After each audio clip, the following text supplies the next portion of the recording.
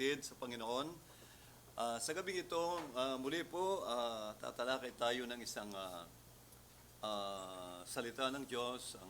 Dumako muna tayo sa mga parables na binigay ng Panginoon dahil ito po ay napakagandang message po sa lahat ng mga anak ng Diyos, lalo na po sa mga baguhan, no? Sa mga baguhan.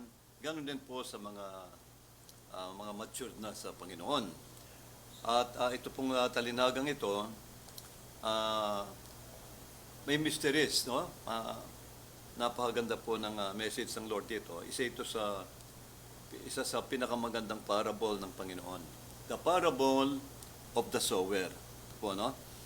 Meron itong mystery na kailangang marinig ito ng ating mga kapatid na mga baguhan pa po sa Panginoon. Ganun din po ng lahat ng nangangaral.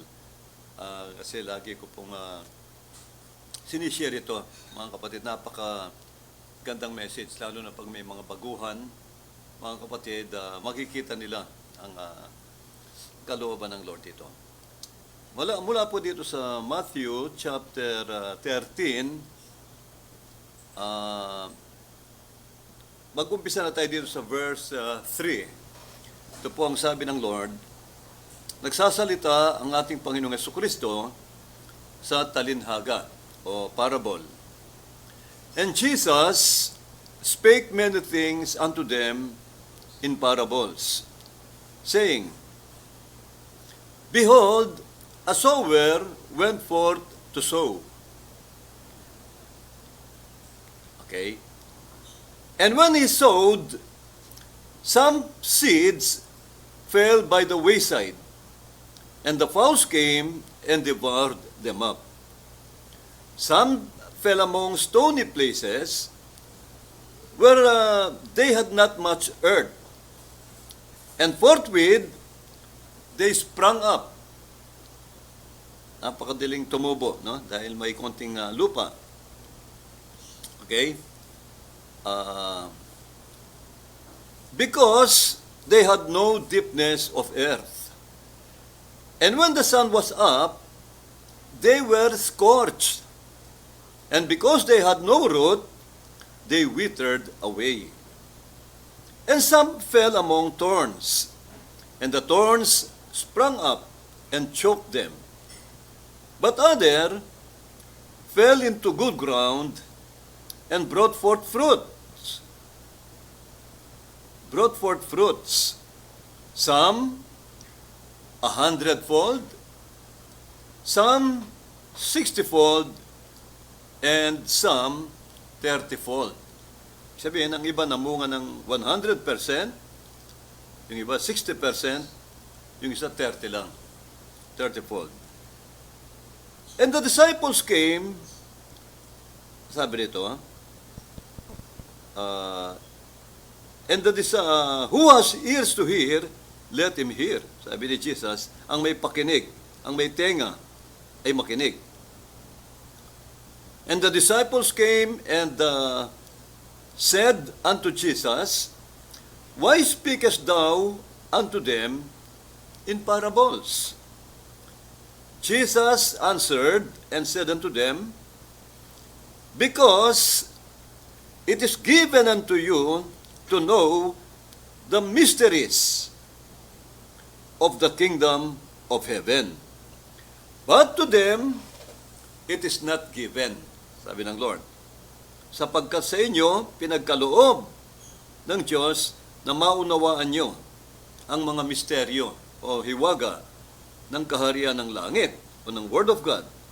Ngunit sa kanila, hindi pinagkaloob na makaunawa sila. For whosoever has, to him shall be given, and he shall have more abundance. But whosoever has not, from him shall be taken away even that he has. Therefore speak I to them in parables, because they, seeing, see not, and hearing, they hear not, neither do they understand, sabi ng Lord. And in them is fulfilled the prophecy of prophet Isaiah, which said, by hearing you shall hear, and shall not understand, and seeing you shall see, and shall not perceive. For this people's heart is waxed gross, and their ears are dull of hearing, and their eyes they have closed, lest at any time they should see with their eyes, and hear with their ears, and should understand with their heart, and should be converted. And they should be converted, and I should heal them. Sabi ng Lord. Napakaganda nito, ng verse 15. Pag sila'y nakaunawa, at sila'y na-convert, sabi ng Lord, and I should heal them. 16. But blessed are your eyes, for they see, and your ears, for they hear. For verily I say unto you, that many prophets and righteous men have desired to see those things, and to hear those things which you hear and have not heard them. Tuloy ko po. Pinaliwanag ni Jesus itong parable. Ito na po yung kanyang interpretation. No? Hear you therefore the parable of the sower, sabi ni Lord. Pakinggan nyo ang talinagang ito ng sower. When anyone heareth the word of the kingdom and understandeth it not, then cometh the wicked one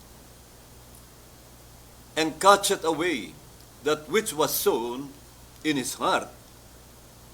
This is he which receives seed by the wayside.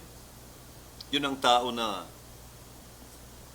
natamnan ng gospel parang sa tabing daan. No?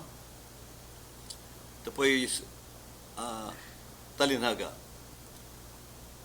But he that received the seed into stony places, the same is he that heareth the word, and anon with joy received it. Yet has he not root in himself, but dureth for a while. For when tribulation, mga kahirapan, mga pagsubok, or persecution ariseth because of the word, and by and by he is offended. He also that received seed among the thorns is he that heareth the word, and the care of this world and the deceitfulness of riches choke the word, and he becometh unfruitful. So, mamaya po, i-expound po natin itong mga sinabi ng Lord. Napakaganda ng mensaheng ito.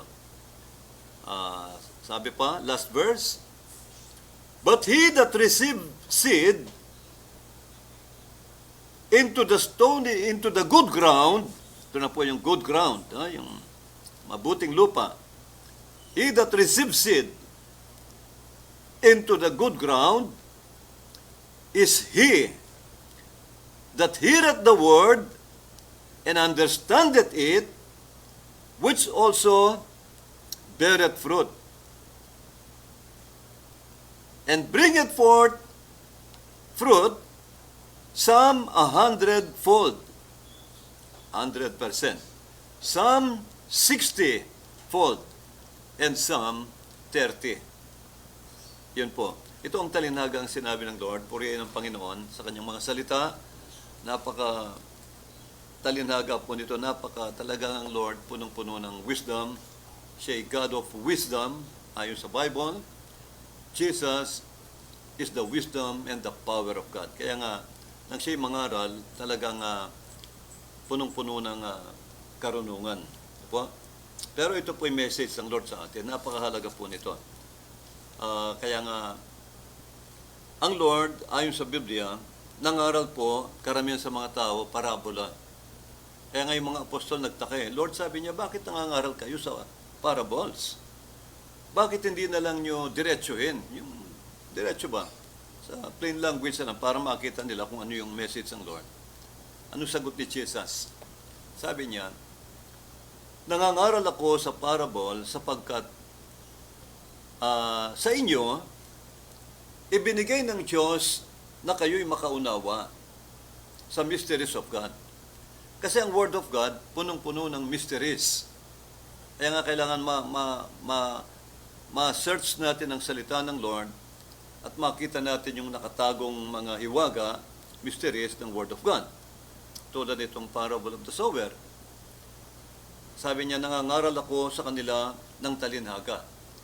Kasi meron silang mata, hindi makakita. Meron silang tenga, hindi makarinig. Ibig sabihin, nireject nila ang gospel. Hindi sila believers, hindi sila sumasampalataya, at hindi sila mga hinirang. Hindi sila chosen.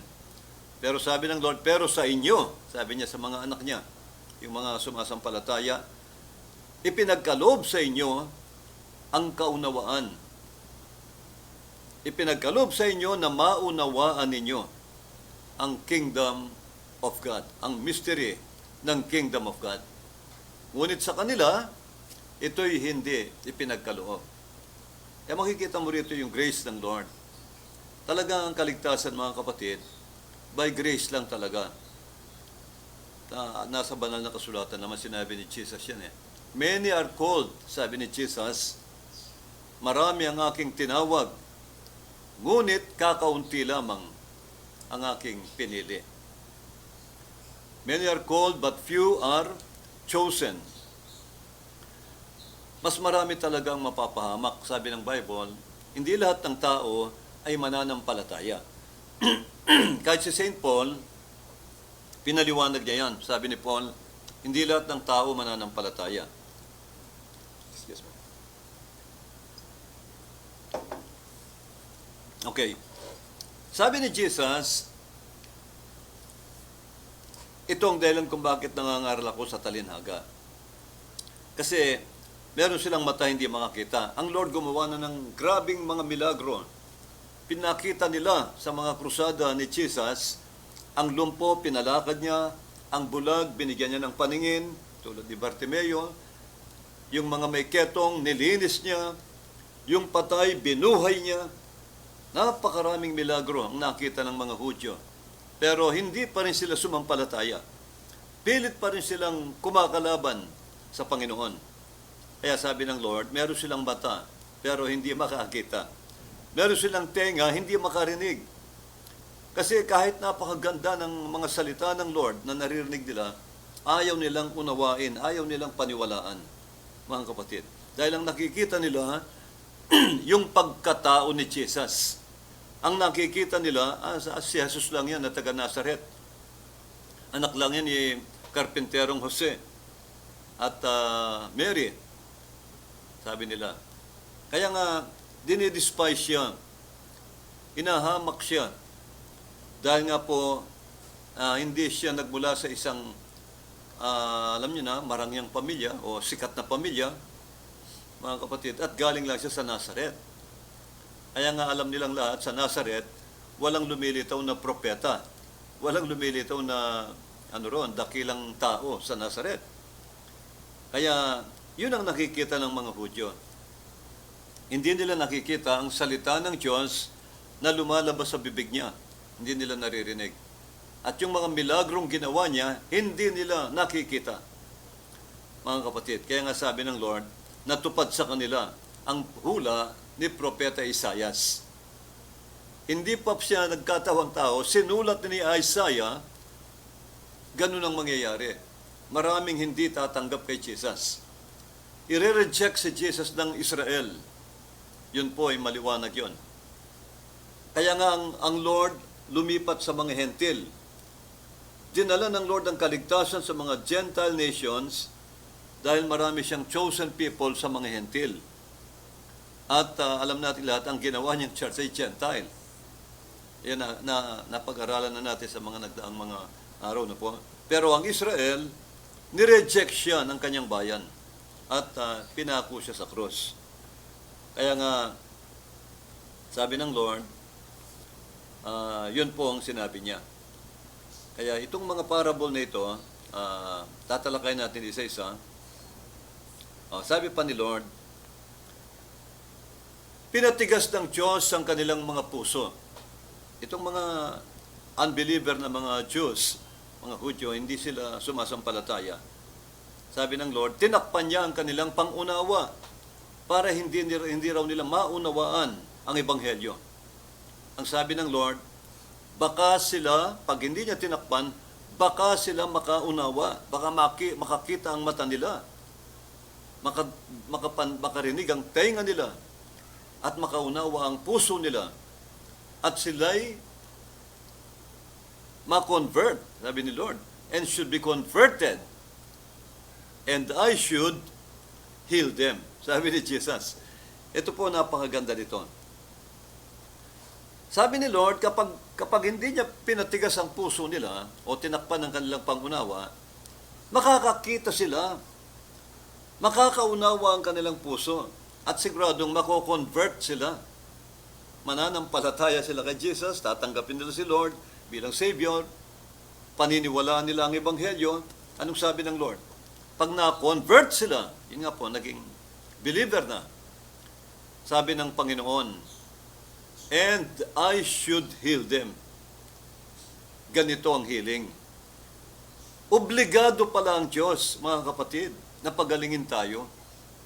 Kapag tayo sumampalataya, taus-pusong sumampalataya kay Jesus at sa Ebanghelyo, sa salita niya, na-convert tayo. Ibig sabihin, dati tayong hindi mananampalataya, naging believers tayo. Tinanggap natin si Lord bilang Savior, bilang Panginoon natin at tagapagligtas. Sabi ng Panginoon, obligado siya na tayo'y pagalingin. Kaya ang liwanag nung sinabi niya and I should heal them. Kapag sila na-convert, and they shall be converted, and I should heal them, sabi ng Lord. Kaya mga kapatid, ganyan ang power po ng Word of God, ng salita ng Diyos. Kapag ito po'y pinakinggan mo, bawa katulad ngayon, naririnig natin, pinaniwalaan natin buong puso, mga kapatid, nakikita ng Lord yan. Yung faith na yan, yun ang nakikita ni Jesus. Kaya nga, pag nakita niya yon, yung ating pananampalataya, na-convert tayo, naging believer tayo, mananampalataya, sabi ng Lord, pagagalingin kita. I should heal them, sabi ng Lord. Napakalinaw po, hindi sinabing I will heal them. Ang sabi niya, I should heal them. Ibig sabihin, matindi. Obligado talaga siya. Meron siyang obligasyon na kapag ang tao sumampalataya, tinanggap siya, obligado ang Word of God na pagalingin tayo. Para ba yung sinabi ni MacArthur nung araw? Nang sabihin ni MacArthur, I shall return. I shall return, sabi ni MacArthur. May binding po yan. Meron pong napakatindi niyan. Hindi katulad ng I will return. Kung willing siya, babalik siya. Pero pag sinabi niyang, I shall return, pag sinabing, I shall return, may pangako yan na nakatali. May binding, kumbaga, sa ayat mo, gagawin mo. Isang pangako po yun. Kaya nga, ang Lord, ganun ang sinabi niya. And I should heal them, sabi ng Lord. Kaya ang healing, ang blessing, healing, resulta lang po yan ng ating pananampalataya. Kaya pag pinaliwala natin ang Word of God, narinig natin ang power ng Word of God, at sumampalataya tayo, at tinanggap natin si Jesus Christ bilang Panginoon at tagapagligtas ng ating buhay. Nakipagkaisa ka, nakipag-covenant ka, kinonfess mo siya sa iyong bibig na siya'y Panginoon, na siya'y Savior, namatay sa krus, at nabuhay na maguli after 3 days. Sabi ng Biblia, maliligtas ka, sabi niya. Hindi lang maliligtas, mapapatawad lahat ng iyong mga kasalanan. Gagaling lahat ng iyong mga karamdaman. Susunod lang po yung healing. Yung kagalingan, susunod po yan. Kapag tayo sumampalataya, obligado ang Diyos. Kahit hindi mo hingin, obligado siya na pagalingin ka niya. Dahil ang salita ng Lord ay tapat. Ito po'y katotohanan at tapat.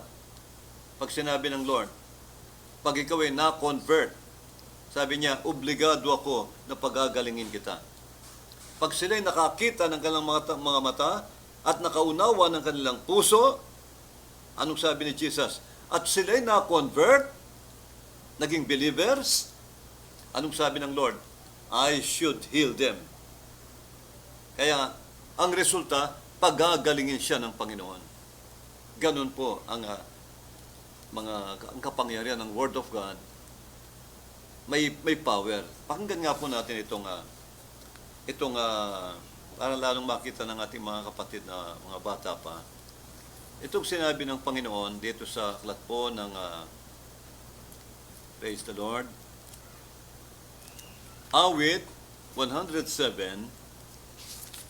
Tignan natin itong sinabi ng Lord tungkol sa Word of God. Sabi ng Panginoong Diyos, fools, sabi ng salita ng Diyos, fools, because of their transgressions and because of their iniquities, are afflicted. Hindi na mo? Verse 17. Yun daw mga mangmang. Sino yung mangmang? Yung mga unbelievers, yung mga hindi naniniwala sa Word of God. Walang panahon sa Diyos. Hindi naniniwala sa Panginoon o sa salita niya. Mga mangmang yan. Sabi ng Lord, ang mga mangmang, dahil sa kanilang transgressions, pagsalangsang, no? Hindi pagsunod sa salita ng Diyos, kumukontra. At dahil sa kanilang mga kasamaan, kalikuan, dahil sa kanilang kasalanan, are afflicted. Sila po ay afflicted. Pinahihirapan ng karamdaman, sakit, kahirapan, problema sa buhay, mga sumpa. Sabi ng Panginoon, dahil sa kanilang kasalanan, ang mga mangmang ay pinahihirapan ng Panginoon. Pinahintulot ng Lord yung mga salot na dumating sa Kanya, tulad ng mga sakit, karamdaman, afflicted sila, mga kapatid. Yun po ang, kaya maliwanag po ang sakit, bunga lang ng kasalanan, mga kapatid. Pag tayo na-convert, available ang healing ng Lord. Pagagalingin tayo ng Lord kahit sa panahon natin ngayon. Hindi po kumukupas ang salita ng Diyos. Hindi lumilipas ito. Laging available ang healing, ang milagro. Kapag sinunod natin, magmamanifest tayo ang kapangyarihan ng Diyos. Sabi rito, their soul abhorreth all manner of meat, and they draw near unto the gates of death. Then they cry unto the Lord in their trouble, and He saveth them out of their distresses.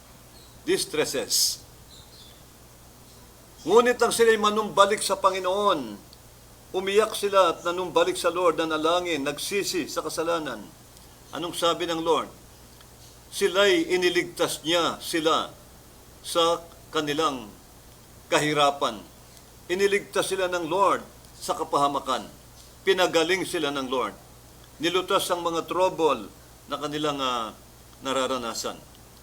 Last verse, 20. Paano sila pinagaling? Ganito po. He sent His word and healed them. Pinadala niya, isinugo niya ang kanyang salita at pinagaling sila ng kanyang salita. Praise the Lord. Napakaganda po nito. Pinadala ng Diyos ang kanyang salita at pinagaling sila ng salita ng Diyos. And delivered them from their destructions.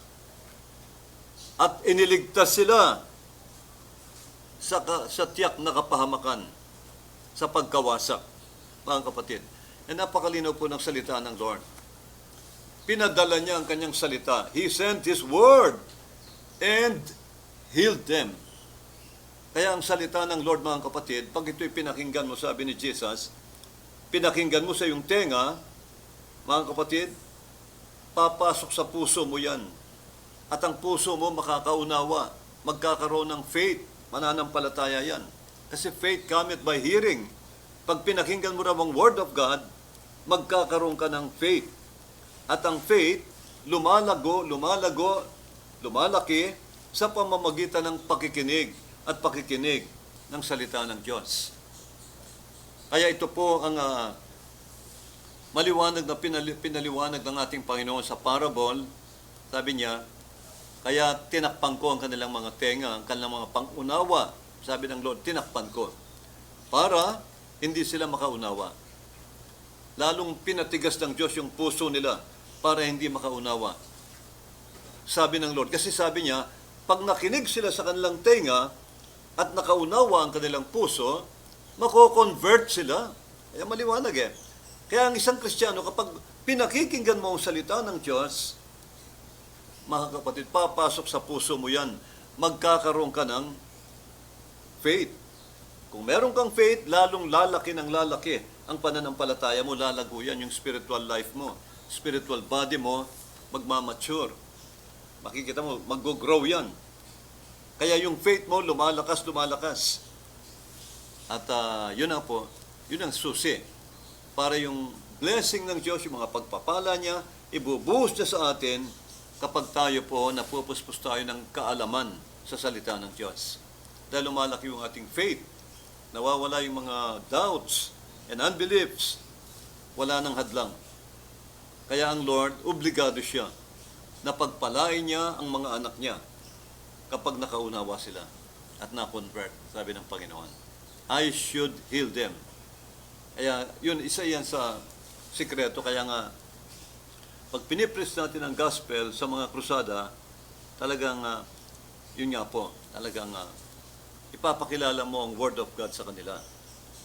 At makikita mo, siyempre yung mga tao na may karamdaman, talagang gusto nilang gumaling, makikinig talaga yan. At nakita nila yung sikreto.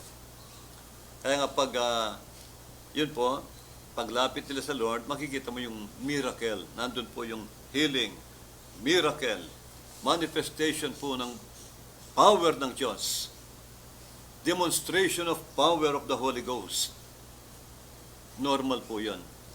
Susunod lang po yan kapag nandiyan ang faith, mga kapatid. Kaya balik tayo sa parable. Kaya ito ang sinabi ng Lord. Kapag na-convert sila, nakinig sila ng salita ng Diyos, at nakaunawa ang puso nila, sumampalataya, at sila'y na-convert, siyempre tatanggapin nila si Jesus, tinanggap po siya bilang Panginoon at tagapagligtas, sumuko ka na sa Kanya. Ayon, sabi ng Lord, na-convert siya. At obligado ako, sabi ng Lord. Obligado ako na pagalingin ka, sabi ng Lord. Kapag tayo raw po'y na-convert o tumanggap sa Kanya. Praise the Lord. Makikita natin dito yung pamamaraan ng Panginoon, no? Sa pagpapala niya, sa Kanyang healing. Okay, ngayon dumako na tayo sa parable. Sabi ni Jesus, ang kaharian ng langit ay matutulad sa isang manghahasik sa sower na naghasik ng binhi, mga kapatid, sa kanyang bukirin, sa kanyang lupain, no? Ang ibang binhi, yung unang binhi, sabi niya, by the way, no? Ano ba yung binhi? Yung sinasabog ng sino yung sower? Sino yung naghahasik? Ayon sa Lucas, ang mga hasik ay ang anak ng tao. Anak ng tao, sabi ng Lord. Ang Panginoong Yesus.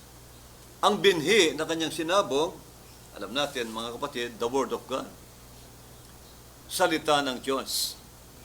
Ito ang binhi, mga kapatid. Kaya nga, maraming mga talinhaga ang Word of God eh. Sabi nga ng Lord, ang kaharian ng langit matutulad sa isang maliit na butil ng mustasa, a grain of mustard seed. Marami siyang parable. Lahat ng aral niya halos parables eh. The parable of the sower, the parable of the grain, a grain of mustard seed, the parable of a little leaven hid in 3 measures of meal by a woman.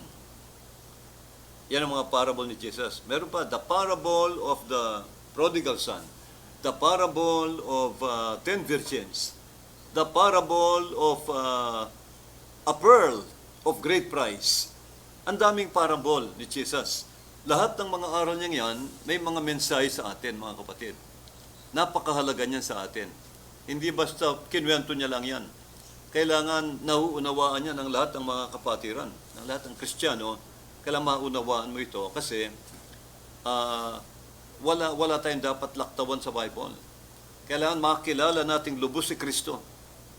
Mga kapatid, ito ang mga mystery ng Panginoong Jesucristo. Kaya nga, ito ang sinabi ng Lord. Ang mga hasik ay si Jesus, ang anak ng tao. Ang binhing sinabog niya, tinanim niya, ay mga salita ng Diyos. Katulad ngayon, inahasik ng Lord ang Word of God sa mga nakikinig. At ang bukirin, sino ang bukirin? Ayon sa Bible, tayo. Tayo yung hinahasikan ng Lord. May mga type lang doon, may mga simbolo, no? Yung isa, simbolo ng tabing daan. Ang ibang binhi, bumagsak sa tabing daan. Alam niyo yung daan, matigas ang daan, hindi na-cultivate, hindi na araro, hindi siya naalisan ng damo o maaaring hindi siya nalagyan ng fertilizer. Matigas yung ano po. Kaya pagbagsak ng binhi, anong sabi ni Jesus? Dumating lang ang ibon at kinain ang binhi. Ang linaw po nung sinabi niya. Ang sabi ni Lord, ang ipaliwanag niya ito, sabi niya, ang tabing daan ay ang isang tao. Tao pala yan. Ang isang taong nahasikan ng salita ng Diyos. Nang marinig niya ang ebanghelyo, alam mo ang daan matigas, no? Yung puso niya matigas. Hindi niya inunawa. Wala siyang interest. Kaya hindi siya nakaunawa. Sabi ng Biblia. Matigas ang puso, parang daan. Anong nangyari? Dumating si Satan, ang masama, ang wicked. Sabi ni Jesus, then cometh the wicked one and catcheth away that which was sown in his heart. Kinain lang ng kaaway, inalis. Kinuha ang binhi. At ang taong yon, walang resulta, walang pagbabago, walang blessing, walang kaligtasan. Yun po, ang unang tao, uri ng tao na nakinig ng salita ng Diyos. Sa apat na ito, apat na lupa, malalaman ko kung nasan ka. Nandito ka ba sa tabing daan? Naniniwala ko wala ka rito sa tabing daan. Matigas ang puso, no? Sapagkat lahat tayo sumampalataya, lahat tayo tumanggap, no? Naniniwala ko wala ka rin dito sa batuhan o dawagan. Naniniwala ko kayo ay nasa mabuting lupa. Tuloy ko po. Pangalawa, sabi ni Jesus, ang isang uri ng taong nakarinig ay katulad ng nahasikan sa batuhan. Dahil ang batuhan, may konting lupa, puro bato, pero may konting lupa, tumubo ang binhi, tumubo. Tumubo siya. Kaya lang, sabi ni Jesus, nang sumikat ang araw, tumaas ang sikat ng araw, mga kapatid, sobrang init, nalanta ang binhi na tumubo, nalanta at namatay. Tingnan niyo po. Sabi niya, ito'y katulad ng isang tao nang matapos marinig ang ebanghelyo, ang aral ng Lord, ang salita ng Diyos, sumaya siya. Anon with joy, received it. Tinanggap niya ang Word of God ng masaya. Sumampalataya siya. Sabi niya, ang sarap naman ang salitang ito. Ang ganda naman ang ginawa ng Panginoon. Tumanggap siya, Lord, tinatanggap kita aking Panginoon. Tumanggap din. Na-convert siya, no? Na-convert, naniwala. Kaya lang, at naglingkod din. Nagsamba rin sa Diyos. Nag-worship din sa Lord. Naglingkod. Kaya lang, sabi ng Lord, nang dumating ang persecution at tribulation, kahirapan, pag-uusig, pagsubok, dahil sa salita ng Diyos na tinanggap niya. Tingnan niyo po ang sinabi ni Lord. Kapag ang isang Kristiyano pala tumanggap sa Panginoon at sa salita niya, ang salita ng Lord, tinanggap niya sa puso niya. Mga kapatid, naniwala siya, na-convert siya, tumanggap siya kay Jesus at sa Ebanghelyo. Ayon sa Biblia, talagang kikilos pala ang dyablo. Sa oras na iyon, ang dyablo makikidigma na sa iyo. Naalala niyo po yung aking message dati tungkol kay Amalek, yung pinamagatang kong Then came Amalek. Then came Amalek. Nang tanggapin natin si Jesus bilang Savior, nakita ng dyablo yan, nakita ni Satan yon. Kaya nga alam ng dyablo na ikaw ay na-convert at naging tumanggap ka na ng Holy Spirit. Kaya ang dyablo, kalabang ka na niya. Uusigin ka na niya. Ipe-persecute ka niya. Maaaring gagawa siya ng paraan para mahadlangan ka sa paglilingkod. Maalis niya ang pananampalataya mo sa Panginoon. Yun ang layunin ni Satan. Siya'y opposer. Katulad ni Amalek, opposer sa mga anak ng Israel para hindi makarating sa lupang pangako. Inahadlangan niya. Ganun ang dyablo.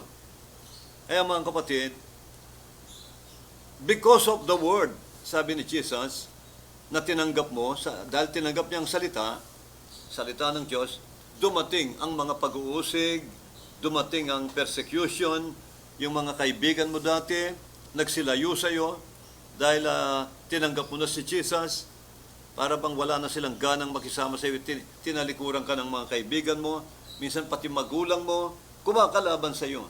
Ano ba yung pinasok mo? Ganito. Maraming masasakit na salita ang maririnig mo.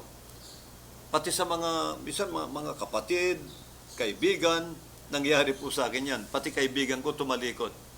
Hindi na nakisama sa akin. Dahil nung araw, nandun kami sa inuman, nandun kami sa mga bisyo, nandun kami sa kalayawan, sama-sama kami ang sasaya namin. Nang ako po tumanggap sa Lord, nakita nila ako, nagdala ako ng Bible, nagbasa ako ng Biblia, nagsilayo, yung mga kaibigan ko, nagsilayo sila. Ayaw nilang ma-sharean ko sila. Mga kapatid, yan, hanggang sa inuusig ka, may mga masasakit na salita, mga kapatid, sabi ng Lord, nang sumikat ang araw ng mainit, nalanta ang binhi na tumubo at namatay. Yung sikat ng araw, yun ang pagdating ng mga pagsubok, mga tribulation, mga pag-uusig. Hindi niya nakayanan. Ganyan pala ang lumalapit sa Panginoon. May pagsubok, may pag-uusig. Natalo siya. Dahil kulang siya ng ugat, sabi ng Lord. Dahil batuhan ang pinagtamnan, ang bato kakaunti ang lupa, konti lang po ang ugat. Yung ugat niya hindi humaba. Kaya ang sabi ng Biblia, mahina ang ugat na sunog sa sikat ng araw. Kaya hindi nakayanan ng mga pagsubok. Hindi nakayanan ng mga pag-uusig. Dahil kulang siya ng ugat. Kulang siya ng kaalaman sa salita ng Diyos. Yun po ang resulta. Madaling bumagsak, mga kapatid. Yun ang ibig sabihin ng Lord na ang binhing tumubo o bumagsak sa batuhan. Tumubo, tumanggap, sumaya, pero hindi nagtagal, natisod, nag-backslide o tumalikod kay Jesus. Kaya mga kapatid, malinaw po itong salamat sa Lord, wala tayo sa batuhan. Amen. Natitiyak ko yun, wala ka sa batuhan. Dahil nagpapatuloy kayo sa salita ng Diyos, nagpapatuloy kayo sa Panginoon, naglilingkod kayo, tiyak ako, wala kayo sa batuhan. O, pangatlo, dalawa na lang po. Itong pangatlo ang medyo medyo maraming bumabagsak dito ng mga Kristiyano. Ang pangatlong lupa o Kristiyano o believer na nahasikan ng salita ng Diyos o ng binhi. Sabi ng Panginoon, ang ibang binhi bumagsak sa dawagan o yung mga thorns. Mga halaman na punong-puno ng tinik, dawag, may iba-ibang talahib, damo, doon bumagsak ang binhi. Dahil may lupa, ang sabi ng Bible, tumubo ang binhi. Tumubo at lumaki. Siyempre, dahil maraming dawag, maraming payat, no? Payat, hindi siya healthy. Anong sabi? Tumubo siya. Siya isang Kristiyano na nang marinig ang Ebanghelyo, dali-daling tinanggap ang Panginoon at ang salita niya.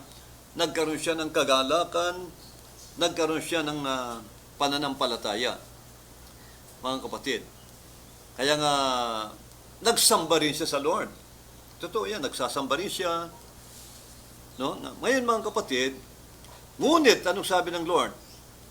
But because of the care of this world and the deceitfulness of riches, the care of this world and the deceitfulness of riches choke the word, and he became unfruitful. Hindi siya naging mabunga. Tignan niyo mga kapatid, naglingkod din siya, sumampalataya, nagsamba rin. Kaya lang, ano sabi ng Biblia?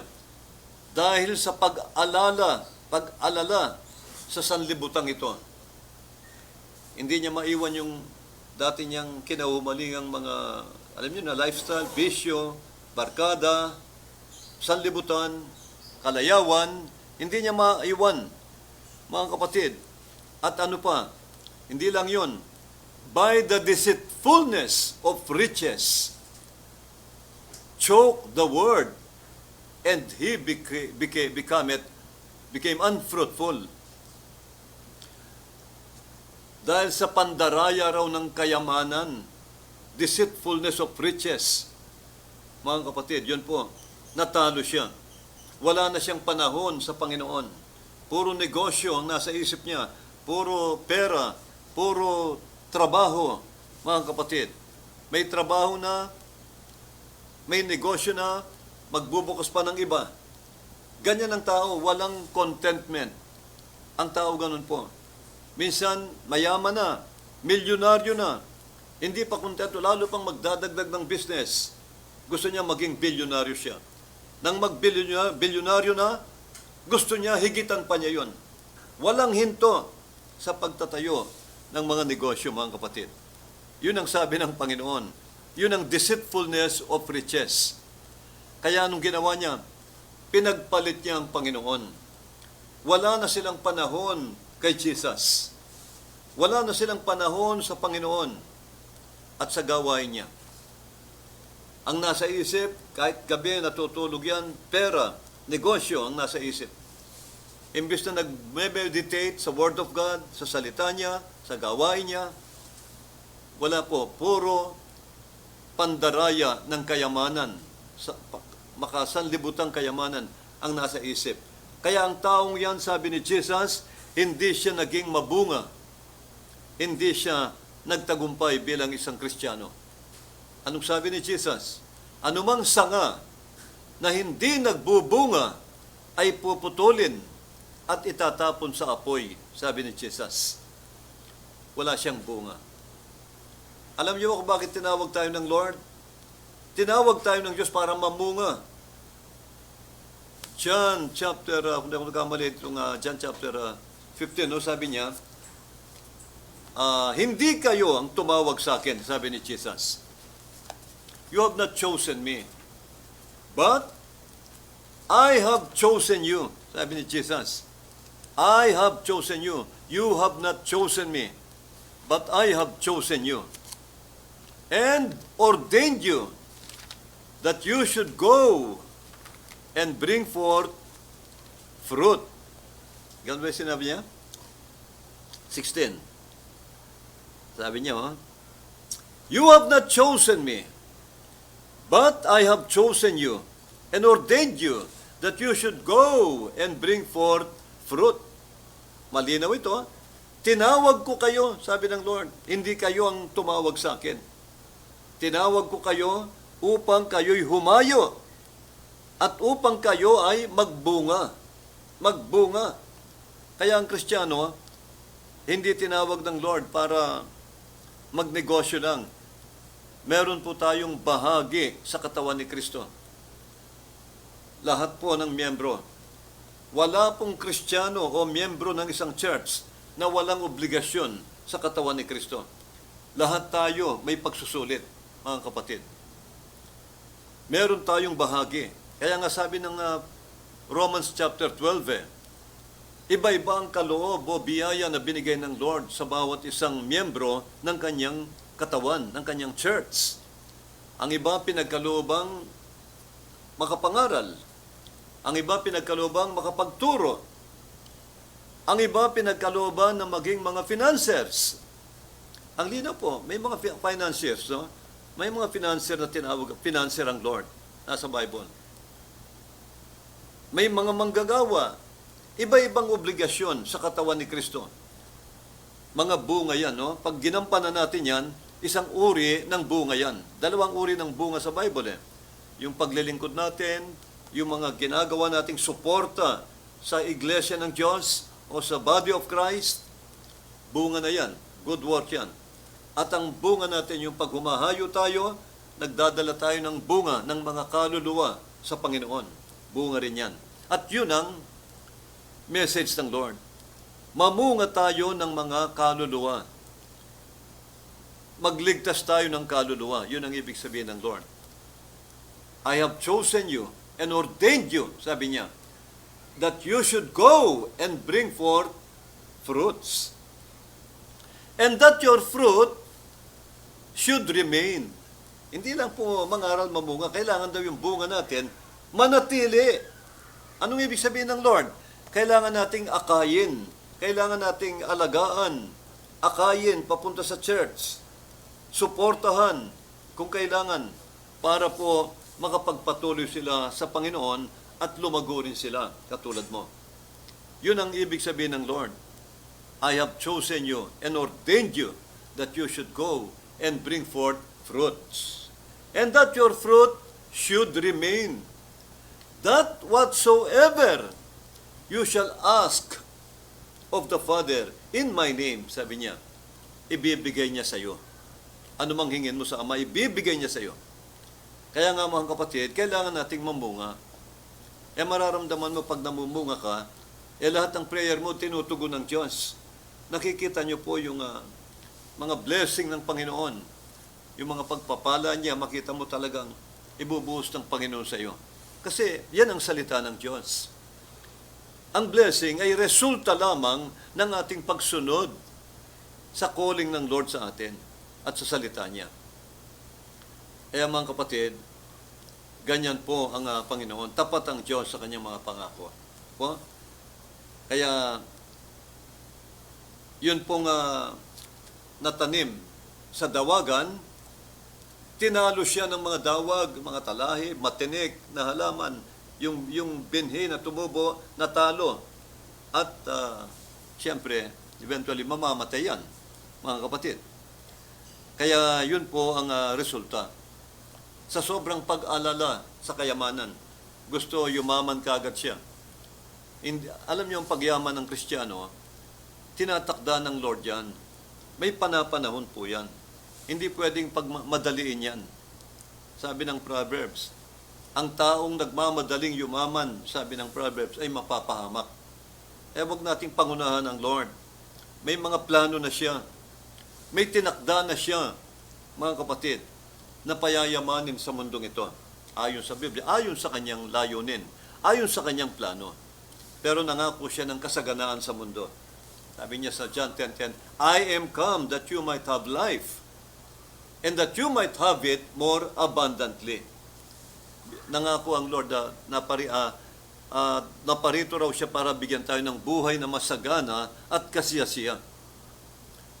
Ako, Hindi naman ako pabor doon sa mga preacher na hindi raw nagpapala ang Lord sa material na bagay. Hindi po totoo yun. Ang Diyos, complete package of blessing ang kanyang pinangako. Marami sa internet ngayon, sabi nila, wala raw pinangako ang Lord na payayamanin ka. Hindi po totoo yan, mga kapatid. Balance ang Word of God. Kaya nga sinabi ng 3 John chapter 1 verse 2, I wish above all things that thou mayest prosper. Material blessing yan. Prosperity. And be in health. At magandang kalusugan. Gumaling ang karamdaman.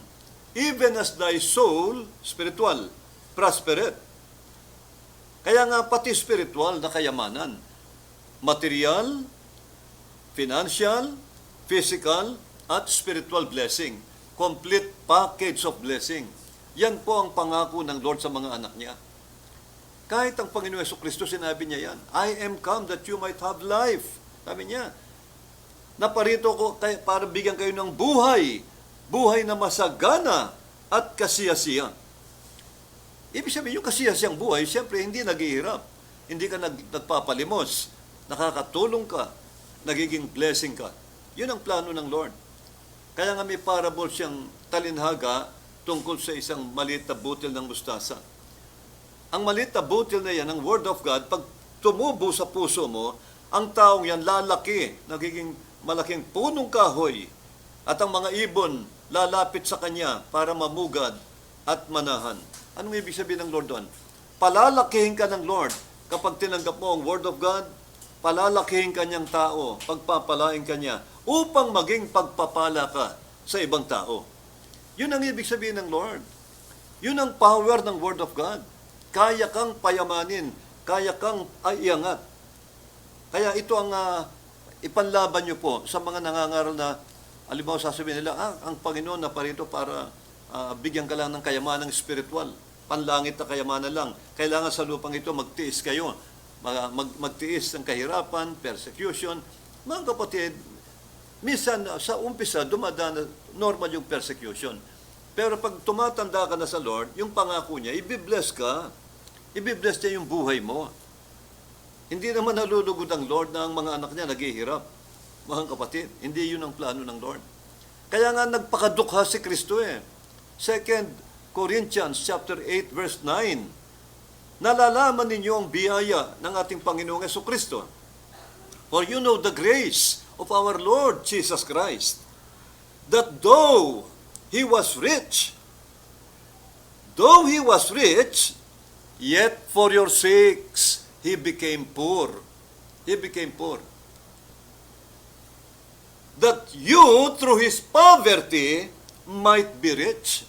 Tingnan niyo po. Hindi pa pangako ng Lord yan. Si Kristo raw nagpakadukha. Hindi siya pinanganak sa palasyo o sa mga 7-star hotel. Pinanganak si Lord sa isang sabsaban, maralita, nagpakadukha siya. Nang siya'y lumaki na, ganun pa rin. Isa siyang karpintero, isang kahig, isang tuka. Sabi nga ng Lord, mabuti pa yung asong gubat may lungga, yung ibon may pugad. Pero ako, sabi niya, ang anak ng tao, wala ako kahit sa pinangaking ulo. Bakit siya nagpakadukha? Bakit siya pinanganak na pulubi at hindi isang makapangyariang tao o mayamang tao? Sabi ng Biblia, upang sa pamamagitan ng kanyang karukaan, kayo naman ay kanyang payamanin. Sabi ng Bible, ang linaw, 2 Corinthians 8:9. Kaya yung mga advocate ng poverty, yung mga nangangaral ng kahirapan, ang Kristiyano dapat maghirap, magtiis, hindi po ganon, mga kapatid. Hindi natutuwa ang Lord kapag naghihirap ang kanyang mga anak. Ang plano ng Lord, kaya nga tinubos tayo eh. Isaiah 53, binatan niya ang ating mga karukaan, ang ating mga kahirapan, binatan niya sa kanyang balikat. Ibig sabihin, yung karukaan, pinasan niya na, kasama niya ng pinako sa krus, yung kahirapan. Kaya mga kapatid, kailangan balanse. Hindi naman po yung puro prosperity gospel na lang. Kasi ang iba naman sa Amerika, totoo yan, puro prosperity gospel. Hindi balanse. Ang Panginoong Jesucristo, balanse ang aral. Nangaral siya ng langit, nangaral din siya ng impyerno. Nangaral siya ng sumpa, nangaral din siya ng blessing. Laging balanse ang Lord. May negative, positive. Ang blessing niya, hindi lang spiritual.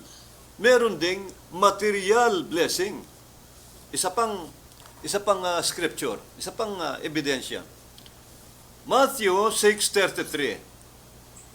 Pakinggan mo sinabi ng Panginoong Jesucristo mismo. Seek ye first the kingdom of God and His righteousness, sabi niya. And all these things shall be added unto you. Ang linaw nung sinabi ni Jesus.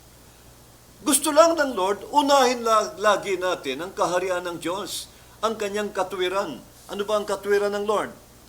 Yung mga bagay na kalugod-lugod sa Lord, tulad ng oras sa oras ito, nakikinig tayo ng Word of God. Katwiran sa Diyos yan. Matuwid ka sa harap ng Lord sa oras nito. Bakit? Nakikinig tayo sa Word of God. Nagpe-fellowship kayo, katwiran yan. Nakaluhod ka at nananalangin sa panahon ng devotion mo o prayer mo. Matuwid yan. Yan ang katwiran ng Lord. Kingdom of God yan, katwiran yan. Mga kapatid, sumusuporta ka sa gawain ng Panginoon, financially, materially, katwiran yan. Mga kapatid, yan ang sinasabi ng Lord. Unahin niyo muna ang kanyang katwiran. Sumasamba ka sa kanya. Mga kapatid, katwiran yan. Kaya pag inuna raw natin ang kanyang katwiran, anong sabi ng Panginoong Yesus? All these things shall be added unto you. Sabi niya, lahat ng mga bagay sa mundong ito na kailangan ninyo ay pawang idaragdag ko sa inyo. Financial, material, kagalingan, lahat ng bagay na kailangan mong panlupa para sumaya, sabi ng Lord, pawang idaragdag ko sa iyo kapag inuna mo ang Panginoon. Amen. Hindi pa pangako ng Lord yan? Nakasaganaan? Sabi niya lahat ng bagay, lahat. Financial, material, kagalingan, lahat, kagalakan, kapayapaan, pawang idaragdag ko sa iyo ang lahat ng blessing na yan, sabi ng Lord. Kaya yung mga nangangaral ng gano'n, ng mga advocate ng poverty yan, puro kahirapan ang gusto nila. Pero ang gospel ng Panginoon ay balanse. Complete package of blessing ang pangako niya. Hindi lang langit, hindi lang kaligtasan ang pinangako niya. Pati kasaganaan sa mundo, kapayapaan, kagalakan, pinangako rin ng Lord. Kahit si Apostol Pablo, sinabi niya yan. Anong sabi ni Apostol Pablo sa Timothy? Paalalahanan mo ang mga mayayaman na kapatiran. Paalalahanan mo ang mga mayayaman na kapatiran, mga kapatid, sa Panginoon, na sila'y huwag umasa sa kayamanang literal, panlupa, kundi manalig sila sa Diyos na buhay. Sa Diyos sila manalig, huwag sa pera. Sa Diyos sila manalig, na siya ang nagbibigay ng kayamanan sa lupa upang i-enjoy. Sabi ni Apostol Pablo, ang linaw po ng Timothy, paalalahanan ng mayayaman na huwag silang manalig sa kayamanang nasisira, kundi manalig pa rin sila sa Diyos. Sa Diyos lang, no? Na siya ang nagbibigay ng kayamanan sa lupa para i-enjoy. Sabi ni Pablo, kalooban po ng Lord na tayo mag-enjoy sa Panginoon sa paglilingkod. Hindi yung hirap na hirap tayo sa kahirapan, hindi nalulugod ang Lord doon. Ano sabi niya? Nalulugod ang Diyos sa kasaganaan ng kanyang mga lingkod. Sabi ng Bible, the Lord delighted. Naliligayahan siya. The Lord delighted in the prosperity of His servants. O hindi ba, nalulugod daw ang Lord kapag ang mga servants niya sumasagana? Amen? Kaya pag ang mga lingkod ng Lord naghihirap, hindi masaya ang Panginoon. Sabi niya the Lord delighted.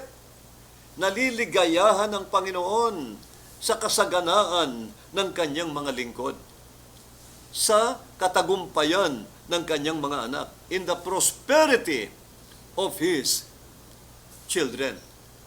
Napakalinaw po. Kaya kailangan balanse. Balanse po, no? Kayamanan sa langit, kayamanan sa lupa. Amen. Kaya mga kapatid, maliwanag po ito. Pero ayaw ng Lord na puro kayamanan ang nasa isip natin. Marami sa lupa, hindi ba? Dito sa mundo, may mga taong milyonaryo na gusto maging bilyonaryo pa. Bilyonaryo na gusto maging trilyonaryo pa.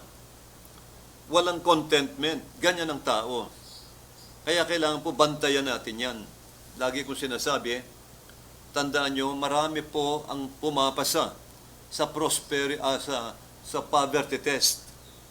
Kapag ang Kristiyano baguhan sa Lord, na convert, minsan may mga pagsubok pa yan, may kahirapan, problema, karamdaman, pero nagpapatuloy pa rin kahit may sakit, kahit po may kahirapan ng buhay niya, naghihikahos, pero sumasamba pa rin. Dahil alam niya na ang Diyos nangako ng blessing. Kaya nagtatagumpay sila, kahit may pagsubok, nakakapaglingkod pa rin. Tagumpay sila sa poverty test. Pero maraming bumabagsak sa prosperity test. Pag ang Kristiyanong naghihirap, pinagpala na ng Lord, binuhos na yung blessing, at siya po'y yumaman na, mga kapatid, nakakalimutan na nila ang Panginoon. Maya-maya puro negosyo na ang nasa isip. May 10 ng negosyo, nagtatayo pa ng iba. Kaya yung oras niya, wala ng panahon kay Jesus. Wala ng panahon sa fellowship. Wala ng panahon sa pagsamba. Wala ng panahon sa church. Puro sanlibutan na. Ganyan po ang tao. Kahinaan ng tao yan. Kaya bantayan po ng bawat Kristiyano yan, mga kapatid. Kahit pinayayaman ka ng Lord, pinagpapala kayo, lalo kayong maging tapat sa Panginoon. Lalo kayong magmahal sa kanyang iglesia, sa kanyang church. Lalo ninyong suportahan ang gawain ng Panginoon, mga lingkod niya. Kaya mga kapatid, napaka-importante niyan. Dahil ang Diyos nanunubok. Susubukan ka rin niya sa prosperity at maraming bumagsak sa kasaganaan, mga kapatid. Marami akong alam na bumagsak nang sila'y payamanin ng Lord, tumalikod sa Lord. Wala nang panahon sa Panginoon, puro negosyo na lang, puro pera na nasa isip. Kahit natutulog yan, negosyo ang nasa isip, pera. Imbis nagme-meditate sa salita ng Diyos, wala na, negosyo na. Yan ang sinasabi ng Panginoong Yesus. By the care of this world and by the deceitfulness of riches, pandaraya ng kayamanan. Choke the word. Yung salita ng Diyos, natalo. And he becometh unfruitful. Kaya hindi siya nagbunga. Tignan niyo po, natalo, namatay. Kaya yun ang ibig sabihin ng Lord. At alam niyo, ang hindi nagbubunga, puputulin at iahagi sa apoy, sabi ng Lord. Kaya mga kapatid, yun ang sinasabi ni Jesus. Ako, may experience din ako riyan. Hindi ako nagkamali, 1990s, sinubukan kong magnegosyo. Kasi sa kahirapan ng buhay noon, mga kapatid, nangangaral ako, halos nakikisakay lang ako sa mga bus. Nakikisakay, nilalakad, wala akong sasakyan, walang gamit ang church. Kaya mga kapatid, talaga napakahirap ng buhay noon. Ang ginawa ko, sabi ko, magne-negosyo muna ako. Naranasan ko rin po yan. No? Nagtayo ako ng meat products store sa Manila. Dahil po meron kaming bahay sa Manila, Quezon City. Umiram ako sa mama ko ng isang pwesto sa kanyang bahay. At ginawa kong pwesto po ng meat products. Yung mga products sa Pampanga, Pampanga's Best, tulad yan.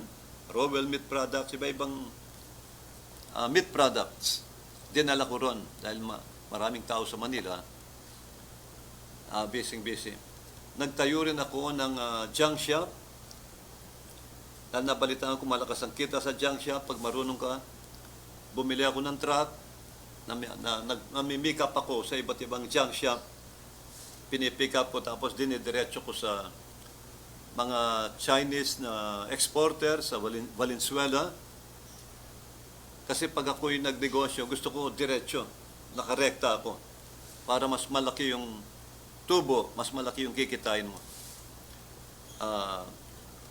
Binigyan ako ng Lord ng kaloob sa business. Yun po ang linya talaga ng mga, alam mo yung mga De Guzman sa aming lugar, talagang negosyante. Ngayon, marami po akong nalaman sa negosyo. No? Nagtayo rin ako ng book company, yung Viva Publishing House, sa akin po yun. Nagsulat ako ng aklat at nagkaroon ako ng maraming ahente sa mga paaralan. Nagkaroon ako ng ahente hanggang sa Visayas, Metro Manila, Zambales, Olongapo, Nueva Ecija, Tarlac, Pampanga. Dumami po yung ahente ko. Kaya grabe po, napakalakas. Sa isang ahente lang, mga kapatid, kumikita ako ng more or less 40,000. 3 araw. Sa 3 araw lang po. Kaya ang kausap ko na, mga district superintendent sa Quezon City, sa Manila, sa iba-ibang lugar, para makakuha ng permit sa mga schools. Kaya pumapasa yung mga aklat ko. Yung sinulat yung aklat, pumapasa po. Awa ng Diyos. Alam niyo mga kapatid, tinalo ko sa sales ang Marian Book Company tsaka itong sa mga aklat na pinapasok namin sa mga school, itong Books on Wheels, tinalo ko rin sa sales. Kaya mga kapatid, sabi ko, isang taon lang magmumultimillionaire ako pag dire-diretso ito. Ganyan po, no? Talagang yung mga negosyong yan, alam nyo, isang gabi, hindi pa yan eh. Hindi pa ako nakontento. Pinasok ko ang National Bookstore. Pina-evaluate ko ang 2 kong aklat, mga kapatid, pumasa. Mga kapatid, isang kapatid ang may access sa National Bookstore, pumunta ron, pina-evaluate yung 2 kong aklat, pumasa. Tinawagan ako ni Miss Ana Malabanan. Itong si Ma'am Ana Malabanan, ang General Manager ng National Bookstore. Buong Pilipinas po ang National Bookstore. Sabi niya sa akin, masaya kong binabalita sa iyo. Pumasa ang mga aklat mo na pina-evaluate sa National Bookstore. At ang aking, yung pong kanyang order, mga kapatid, 100,000 copies per book. 2 lang po yung una kong pina-evaluate, 2 pa lang. Tapos susunod, 2 na naman sana. Alam niyo mga kapatid, gisipin mo, 200,000 copies, isang order, 3 buwan lang yan. Tapos o-order uli. Magkano kikitain mo? Pag nag-mark up ako ng, kahit sabi mo 20 to 30 pesos, yung 20 pesos na lang, times 200,000, mga kapatid, sa loob ng 3 buwan, ganun kabilis o-order uli. Alam niyo mga kapatid, kala ko tuloy-tuloy na yun, no? Biglang nangusap ang Panginoon sa akin. Nakita ng Lord yung akin kasi hindi na muna ako humayo hindi na muna ako nagkrusada, hindi na muna ako nag-umahayo sa gawain. Puro Sunday na lang yung aking tinatayo. Linggo na lang. Nangusap ang Panginoon sa akin, binigyan ako ng panaginip ng Lord. Hindi actual vision, panaginip. Sabi ng Lord sa akin, hindi kita tinawag para magnegosyo. Ihinto mo ang mga negosyo niyan, sabi ng Lord. Alam niyo, nasyak ako mga kapatid. Pero oro mismo kinabukasan din, tumawag ako sa Manila. Pinahinto ko lahat po ng negosyo. Sabi ko, wala na, hinto na natin, magsiuwi na kayo. Mga kapatid, nangusap ang Lord sa akin, siya naman ang ating priority, hininto ko, pati ang mga aklat ko, hininto ko lahat yan. Lahat po yan, sabi ng Lord, ang nangangaral ng Ebanghelyo ay dapat lamang mabuhay sa pamamagitan ng Ebanghelyo. Mga kapatid, yun po ang message ng Lord sa akin. Sabi ko, totoo ang salita ng Diyos. Talagang nangusap po ang Lord. Kaya, nakita ko ang nang sumunod kami sa Lord, ayun po, nakita ko naman na ang Lord, sinuplayan niya lahat ng kailangan ng iglesia, mga kapatid. Kaya napakabait ng Lord. Talagang, sabi ko talagang gagamitin tayo ng Panginoon. Yan po. Pero, hindi ko pinagkait. Inalis ko talaga, mga kapatid. Pero ngayon, maraming Kristiyano ngayon, nakatali sa mga negosyo. Hindi masama ang negosyo. Kalooban ng Lord ng mga anak niya magnegosyo, magtrabaho. Wag lang pastor, no? Kasi mga pastor, hindi talaga tinawag na magnegosyo.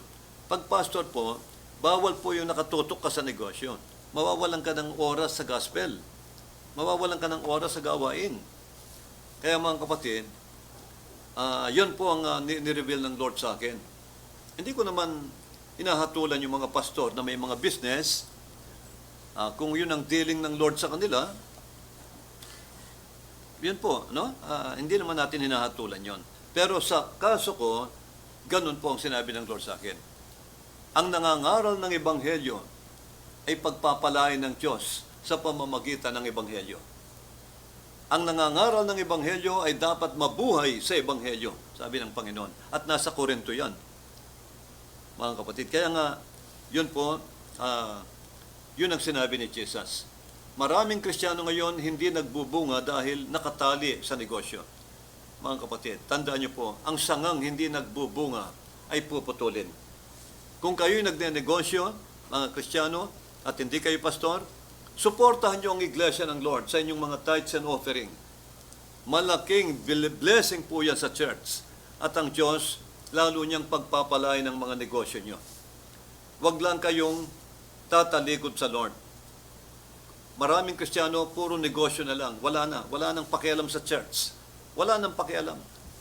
Kahit yung maraming kapatid alam niyo mga kapatid, may mga Kristiyano na nung nag-a-abroad, panay ang, pastor, ako'y may interview. Pastor, meron akong, may examination kami sa abroad. Maraming ganito. Pastor, magpapamedical ako.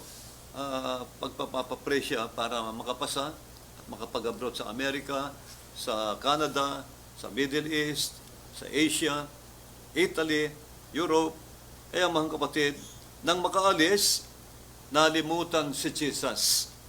Nalimutan ng church. Yun po. Alam niyo mga kapatid, sisingilin ng Lord yon. Sisingilin sila ng Lord. Nasa Bible yan mga kapatid. Hindi sila makakarating doon kung hindi sa Lord.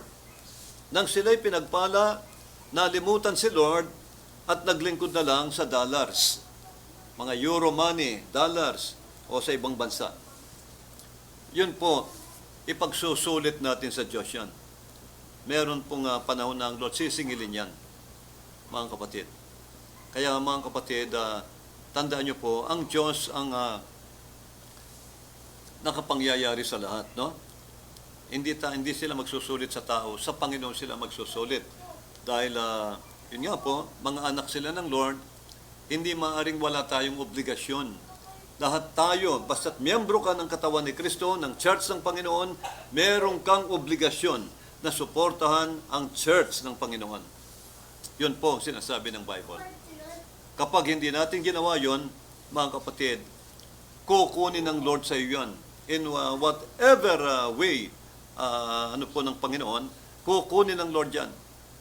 Mga kapatid, ang mahirap, baka kunin ng Lord yan sa sakit, sa karamdaman, sa ospital, o sa mga masamang pagyayari, no? Kukunin ng Lord. Hindi natin pwedeng nakawin yung para sa Kanya. Sabi ng Panginoong Yesus, ibigay nyo ang kay Cesar, ibigay nyo ang para sa Diyos. Tandaan nyo, meron talagang bahagi ang Diyos sa atin. Dahil tayo ang mga spiritual Israelites sa panahon natin ngayon, mga kapatid. Yun lang po. Ganun lang lumalakad ang gospel. Ganun lang kami nakakapagkrusada, mga kapatid. Dahil sa tulong ng mga kapatid, nakakahayo tayo ng maluwalhati. Kaya pag nalaman ng bawat Kristiyano ang kanyang obligasyon sa Lord, mga kapatid, napakaganda. Mga kapatid, napakaganda. Makikita niyo po. At tayo'y pagpapalain ng Diyos. No? Lahat ng sumusuporta sa gawain ng Lord, buhay ang Lord, siya ang gaganti. Mga kapatid. Kaya ito po ang sinabi ng Lord. By the deceitfulness of riches, choke the word. Huwag niyong kalilimutan yan. Ang kayamanan, ang negosyo, ang sobrang pag-alala sa pera, pagmamadaling yumaman, danger yan, dangerous yan. Pwede pong makahadlang yan sa pamumunga mo sa Panginoon. Pwedeng makaagaw yan sa relasyon mo sa Panginoon. At magiging Diyos-Diyosan yan. Anong sabi ng Lord? Anumang bagay na pinahigit mo kay Jesus, ito po'y Diyos-Diyosan. At alam natin na ang Panginoong Diyos ay mapanibughuin. Ako'y selosong Diyos, sabi ng Lord. Hindi lang po, ang Diyos-Diyosan, hindi lang po yung mahinang klaseng rebulto, no? Pinakamababang uri ng Diyos-Diyosan niya, yung mga rebultong nakikita. Dalawang klase ang idols, no? Merong visible idols, merong invisible idols. May Diyos-Diyosan na hindi mo nakikita, pero nagagawa mo na pala. Anumang bagay na pinahihigit mo sa Panginoon, Diyos-Diyosan yan. At ang Diyos ay seloso, mga kapatid. Kaya kukunin at kukunin ng Lord yung Kanya. Sa anumang paraan, mga kapatid, magagawa po ng Lord yan. Kaya para tayo lalong pagpalain, magkaroon tayo ng buhay na payapa, masaya, magandang relasyon sa Diyos, yun po, sundin natin ang sinabi ni Jesus. Mamunga tayo. Huwag tayo doon sa dawagan. Salamat sa Lord, sa mga kapatid, walang natanim sa dawagan, mga kapatid. Lahat ng kapatiran natanim sa matabang lupa. Amen. Sinishare ko lang ito para kasi marami tayong kapatid na baguhan na nakikinig po. Kaya naniwala ako walang Kristiyanong gano'n, no? Ngayon, dako na tayo sa huli, panghuli. Bago tayo manalangin. Ang ibang binhi, sabi ni Jesus, bumagsak sa matabang lupa. Ayun ang the best. Dahil mataba, no? Inararo, naararo yun. Na-cultivate. Tapos, nabalsa, no? Yung pangalis ng mga, alam nyo na, yung mga ugat-ugat ng damo, natanggal yung mga damo, luminis, nilagyan ng fertilizer, talagang matabang lupa. Doon bumagsak ang binhi sa mabuting lupa. Anong nangyari? Ora mismo tumubo ang binhi, healthy, napakataba, napakaganda, lumaki, at namunga. Dahil nasa mabuting lupa, magandang puso, bumagsak sa magandang puso, nanampalataya, naging masunurin sa salita ng Diyos, sumasamba sa Panginoon, amen? Sumusuporta sa gawain ng Diyos, matabang lupa yan. Nakita ng Lord ang kanyang pagiging masunurin sa Ebanghelyo. Alam niyo mga kapatid, ang taong yan ay namunga, sabi ng Lord. May namungang 100%, may namungang 60-fold, o 60%, may namungang 30%. May ibig sabihin ng Lord, bakit tatlong uri ng Kristiyanong namunga? Kasi ganun talaga. Meron talagang Kristiyanong mamumunga ng 100%. Yung pinagkaluban niya ng faith na tapat sa Panginoon. Pinagkaluban niya ng spirito na masunurin sa lahat ng salita ng Diyos sa kanyang mga kautusan. Binigyan siya ng Lord ng mabuting puso, mabuting spirito, masunurin, matapat sa Lord, faithful. Kaya ang taong yan ang mga nakahanda talaga sa rapture. Yan ang mga Kristiyano na handang-handa. Anumang oras dumating si Jesus, mararapture yan. Kukunin ng Lord yan. At ang mga taong yan ang mga Kristiyanong punong-puno ng kapayapaan ng pamilya, kasaganaan, iniingatan ng Lord yan. Sabi nga ng Lord, sasawain ko ang mananakmal dahil sa inyong katapatan. Iniingatan po ng Lord yan. Hindi pababayaan ng Lord yan. At hindi lang yun. Itataas kita sa mundong ito, sabi ng Lord. All nations shall call you blessed. Tatawagin kayong lahat ng mga bansa na mapalad dahil sa inyong katapatan. Namungang 100%. Nananalangin, prayerful yan. Bago matulog, nagpe-pray yan sa Lord. Bago pagkagising, nagpe-pray. Talagang makikita mo yung kanyang katapatan sa Lord at pagmamahal sa Panginoon. 100% ang bunga, mga kapatid. Amen? Pero yung iba, may namunga ng 60%. Alam nyo sa eskwelahan, pag ang grade mo binigay ng teacher mo 60%, ibig sabihin, bagsak ka. Dahil ang passing grade, 75, di po ba? Kaya pag 60%, yan ang mga Kristiyano na dumadanas po ng, inaabot sila ng persecution sa mundo. Minsan meron pong kukunin ng Lord na mamamatay sa mundong ito. May mga Kristiyano nagbunga ng 30% lang. May mga Kristiyano dumadanas po ng persecution, martyrdom. Yan po, lalo na sa last days, pagdating ng Antichrist, sabi ng Lord, marami sa inyo ang papatayin ng Antichrist. Tandaan niyo po, merong dadanas ng martyrdom. Pero ligtas din sila, mga kapatid. Nasa mabuting lupa, ligtas lahat yan. Kaya lang yung bunga, hindi pare-pareho. Pero yung 100% ang bunga, iingatan ng Diyos yan para sa rapture. Iingatan ng Lord yan para kunin niya sa pagbabalik niya. Mga kapatid, may mga hinirang talaga ang Lord na pinagkalooban ng Lord ng katapatan. Mga kaloob kasi yan eh. Spirito lang po yon. Wala sa tao yan. Nasa Holy Spirit. Kaya yun po ang apat na uri ng lupa o apat na Kristiyano na natamnan ng salita ng Diyos. Ang isa sa daan, matigas, namatay, hindi na tumubo. Kinain lang ni Satan yung binhi. Pangalawa, sa batuhan, kulang ang ugat, madaling pagdating ng persecution, uminit ang araw, inusig, mga kapatid, natisod. Bakit? Walang ugat. Hindi mahaba ang ugat. Nalanta.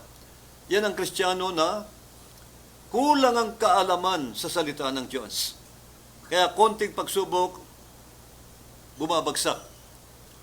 Pero kung may ugat ka, meron kang kaalaman sa Word of God, matatag yan. Hindi babagsak yan. Dahil yung ugat mo, nasa lupa, talagang matatag. Meron kang kaalaman sa Word of God. May pananampalataya ka. Ang kaalaman ay faith. Po? At yung pangatlo, sa dawagan, yun ang mga Kristiyanong natalo ng sobrang pag-alala sa mundong ito. Kalayawan, bisyo, negosyo. By the deceitfulness of riches, choke the word. Tinalo ng pandaraya ng kayamanan ang paglilingkod niya sa Lord. Mga kapatid, pinagpalit niya si Jesus sa material na bagay. Mga kapatid. Kaya sabi ng Biblia, hindi siya naging mabunga. At alam natin, ang walang bunga, puputulin at ihahagis sa apoy, sabi ni Jesus. Ang sangang hindi nagbubunga ay puputulin ko at ihahagis ko sa apoy. Sabi ng Lord, walang silbing alipin. Di ba? Walang silbing alipin. Hindi ka naglingkod. Dumating ako na wala akong pakinabang sa iyo. Sabi ng Lord, igapos nyo yan. Sabi niya, di ba? At itapon doon sa apoy sa walang hanggang kadiliman. Kaya mga kapatid, may pagsusulit talaga. Tandaan niyo po, ang judgment magsisimula sa Iglesia ng Diyos. Ayon kay Apostol Pedro. Magsisimula raw ang judgment sa Iglesia ng Diyos, sa bahay ng Diyos. Kaya bago mag-judge ang Lord sa ibang tao, church muna. Kahit si Apostol Pablo, ganoon din ang sinabi. Sabi niya, lahat tayo, sabi ni Paul, ay haharap, tatayo sa harapan ng judgment seat of Christ. Every one of us shall give account, sabi niya. Tatayo tayo sa harapan ng hukuman ni Kristo. At ang sabi niya, at lahat ng ating ginawa sa katawan, nasa Korinto, 2 Corinthians chapter 3, no, ang linaw, anumang ginawa sa katawan, yun ang inyong tatanggapin. Maging ito'y masama o maging ito'y mabuti. Kaya doon pala tayo tatanggap ng gantimpala. Lahat ng suportang binigay natin sa church, sa katawan ni Kristo, sabi ng Bible, tatanggapin mo ang gantimpala. Bago tayo manalangin, babasahin ko ito para makita ng ating mga kapatid.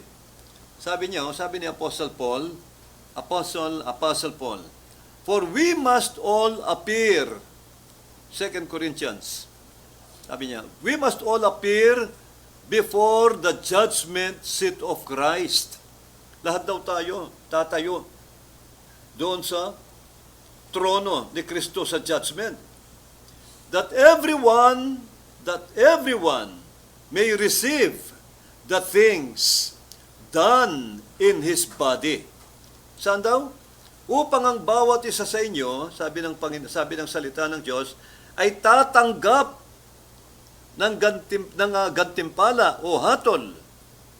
Things done in His body.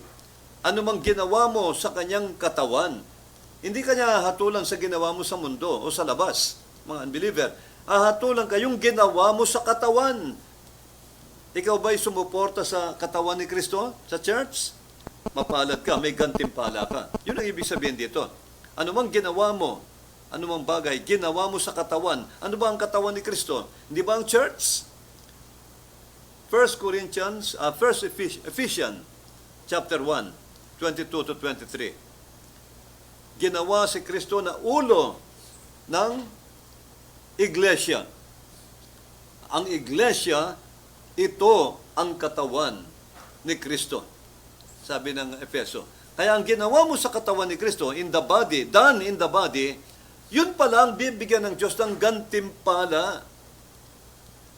Hindi naman yung pagtulong mo kay mayor, pagtulong mo kay governor, o sa isang senador, pinampanya mo, walang gantimpala sa Diyos yun. Walang gantimpala yun. Ang bibigyan lang ng Diyos ng gantimpala ay yung ginawa mo sa katawan ni Kristo. Yung ginawa mong suporta sa church ng Panginoon.